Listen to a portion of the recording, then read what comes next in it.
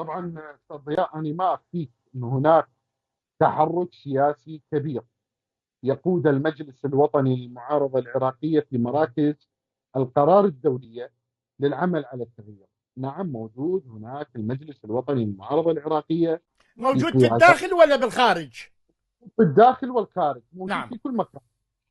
يعني القيادات العراقية الحقيقية اللي كانت ولا زالت تعمل للعراق بصدق، يعني بدون.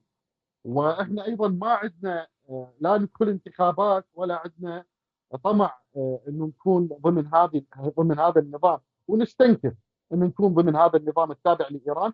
فاني اقول لك واقول لكل العراقيين: نعم، موجوده المجلس الوطني للمعارضه العراقيه يضم كثير جدا، لكن من القيادات تقريبا يعني اكثر من 70 شخصيه قياديه حقيقيه، يعني ساهمت في بناء العراق والحفاظ على العراق.